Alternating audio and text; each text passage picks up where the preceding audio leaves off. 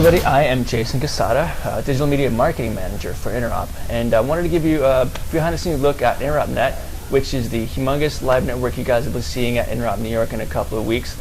Also wanted to give you a sneak preview of some of the team members who are actively participating in the program, and wanted to give you some insight of what they do and what they're excited about. So joining me today is Aamer Akhter. Aamer, nice to meet you. Likewise. Thanks for coming. Yep. So Aamer, tell me about yourself. Well, what's your title and what company are you from? So I'm from Cisco Systems. I'm based out of North Carolina. Okay. So we're here for this week for setting up basically the Interop hot staging and things like that. My title is I'm a technical marketing engineer. Okay. And we're really responsible for helping customers deploy the many features and products that the customers may buy from Cisco. Great. Yeah. So Cisco, what's Cisco's role with InteropNet? So Cisco, as you know, has a very large footprint across many different technologies. So we're doing a lot of things, ranging from wireless to endpoints. So we have video clients as well as VDI clients or virtual desktop clients, as well as just physical servers. You're familiar with our UCS servers, we have those. Yep. So we've got the endpoints, we've got the network stuff, that we've got Cat 6K and highly redundant VSS configurations, as well as the traditional Cat 3Ks. So that's on the switching side. Then we also have firewalls and an IDS. And yesterday we talked about the IDS, where the IDS is looking at all the traffic that's going out towards the internet, and it found like 2 XP machines that were infected with the conflicker virus. So those within 2 minutes, it's like the guy was breathing down my neck. It's like, you need to get rid of these PCs. Get them out. Get that fixed. Yeah. So that's on the routing side, the switches, the firewalls, the IDS. Then we're also doing things with the video endpoints as well. So we've got the telepresence equipment, so very high quality video, 720p. We've got we'll have 5 or 6 stations of them at the event itself. And we've got regular video phones, desktop phones. People will be able to make calls on V4 as well as V6. And that's one of the other things that we started doing at Interop this year, really at Las Vegas first, is really have end-to-end IPv6. So when you arrive at the event and you join your client via wireless, you're able to actually get a globally routable IPv6 address. So, for example, you may not realize this, your iPhone actually is IPv6 enabled. Wow. Right. So when you come at the event and you start using it, you're all able to get out over to the internet, protected via the IDS. Yeah. Through the firewall and out over to the internet. So that's all there. Now, it's really important about the wireless stuff is that there's a number of different technologies that we're showcasing for the wireless. One is there's something called NCS. Okay. And what the NCS product is able to do is it's a network management system that's able to bring together under a single screen both wired as well as wireless. Right, so you get a combined view. And there's another product called Mobility Services Engine, and that basically brings in location. Right, so it can overlay like a topology map of the floor plan, and so here's where the rogue wireless people are.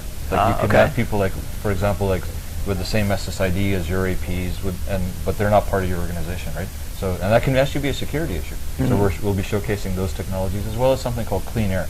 And what Clean Air allows you to do, really in the air, especially in the area of video where you want really high bandwidth capabilities, you can have things like microwaves, maybe even the automatic doors that open and close. So these are really disruptive to the shared bandwidth of wireless. So Clean Air technology with NCS as well as with MSC is able to locate where these interruptions are coming from in the wired space, in the wireless space, and you're able to put it on a topology map and really be able to do debugging on it. Wow. Is that it? Well, there's actually, like I said, we've got a really big footprint, so we could I was trying to figure out how would I fit this into 5 minutes. So I'm going to forget about the 5 minutes. All right, cool. We do have something else called MediaNet. Right, so what MediaNet is able to do, at least this is one of the first things out of the MediaNet program within Cisco, and what we're really trying to do with MediaNet is make it easy for people who are deploying rich media applications like telepresence, like, for example, video surveillance or digital signage, is to make it easy for them to go out and do this. How do you deploy 10,000 video surveillance cameras?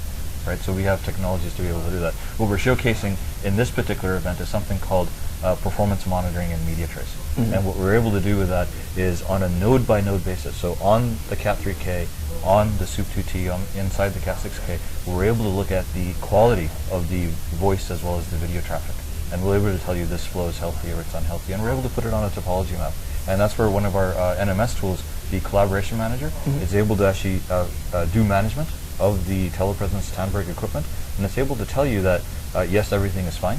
and if there are issues, where exactly in the network are these issues coming from? Are they coming from the HP side, or are they coming from the other side? Right. Because there are multiple vendors, at this event, as there are in many customer customer networks as well. So that's on the network management side.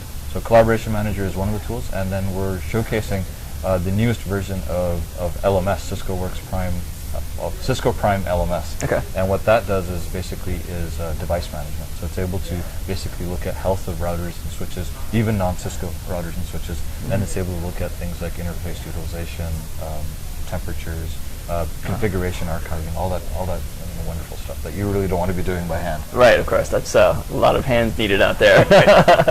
Great. So tell me, what is the worst thing that could happen during hot stage? Well, hot staging is actually over. We wrapped up a couple hours ago, and thankfully, the thing I was really worried about is whether I was going to get enough sleep. Right? So when we showed up on the first day, it was and it was my first day, right? So this is actually the second week of hot stage. So the first day was like, all right, here's what's going on, here's what's not up, here's what needs to be brought up. I was pretty worried on Monday. Tuesday afternoon, it seemed to be we've figured out our pacing and things like that, and none of those nights did I have to stay past 9 p.m. But there you go. But last week I know that some people did stay up until 2 a.m. Wow. Trying to bring parts of the network up. Wow. Right. And I think specifically for Cisco, it becomes a challenge because there's so many different aspects to it. Yeah. Like we have to bring up the network, then you have to bring up the applications, then you got to bring up the virtual desktop clients. You have the right monitor type. There's one thing after another thing. Yeah. After another thing. Great. Well, I'm glad you got your sleep. Final question: what is the best thing that could happen during hot stage? And this is actually up. my second time at Interop. I participated in the Las Vegas hot staging event, and really from that time, the camaraderie from all the people from within Cisco and also from the other vendors themselves. We're all in this together. We're all trying to bring up this common network.